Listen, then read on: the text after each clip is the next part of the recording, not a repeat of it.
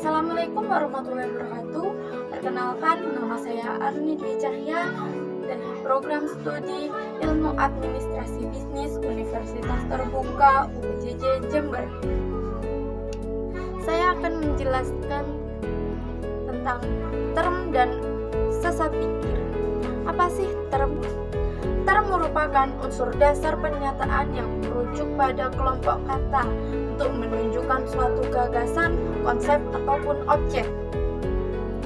Term memiliki banyak jenis. Salah satunya term umum, term khusus, dan term konkret. Term umum masih dibagi menjadi dua, yaitu universal dan kolektif. Term universal merupakan dari salah satu term yang bersifat umum dalam suatu konsep menuju pada seluruh hal yang dituju. Contohnya, di taman banyak burung berterbangan.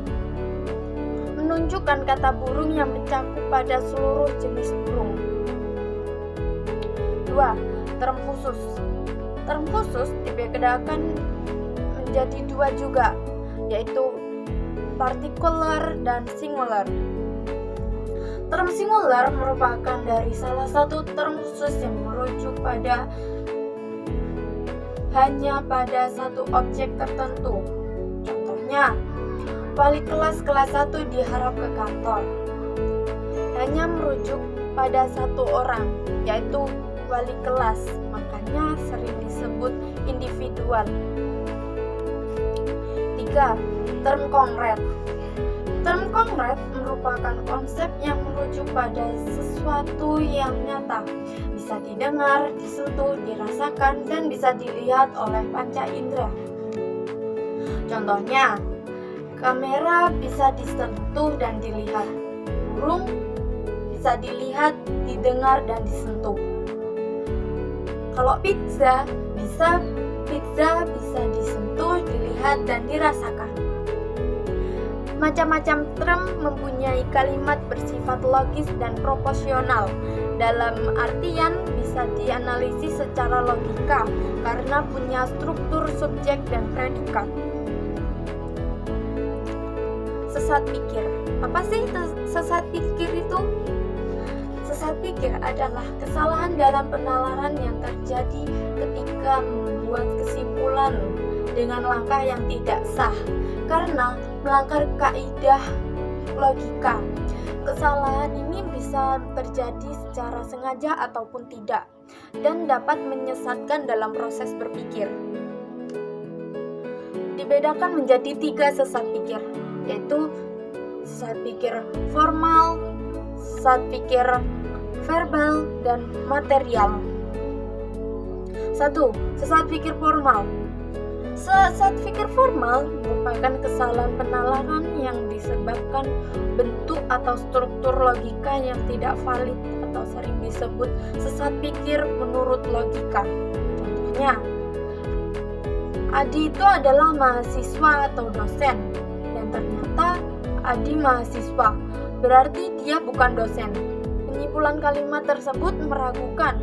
Sesat pikir ini sering dilakukan oleh orang karena mirip dengan penetapan salah satu bagian kesimpulan. 2. Sesat pikir verbal. Sesat pikir verbal merupakan kesalahan yang timbul akibat penggunaan kata-kata yang ambigu atau memiliki makna ganda sehingga menyesatkan dalam penalaran. Contohnya, semua rumah ada kamarnya, masjid ada kamarnya, maka masjid ada rumah. Kata kamarnya berperan sebagai konsep tengah yang bermakna ganda sehingga susunan kalimat tersebut mengandung 4 konsep, yaitu rumah juga mempunyai kamar, tetapi untuk orang rumah, dan masjid mempunyai kamar, tetapi untuk marbot. 3. Sesat pikir material. Sesat pikir material merupakan kesalahan yang terjadi karena isi atau materi dari argumen tidak relevan atau tidak mengandung kesimpulan yang diambil. Contohnya, Contohnya, salah satu mahasiswa tidak sengaja melihat anggota bansos yang menggelapkan uang, sehingga menyimpulkan pasti ada komplotan yang sering menggelapkan uang juga. Menggunakan otoritas seseorang sebagai dasar kebenaran argumen tanpa bukti yang mendukung, itu tidak baik. Cara menghindari sesat pikir yaitu: 1. Mengevaluasi argumen secara objektif dan tidak menerima begitu saja informasi tanpa analisis.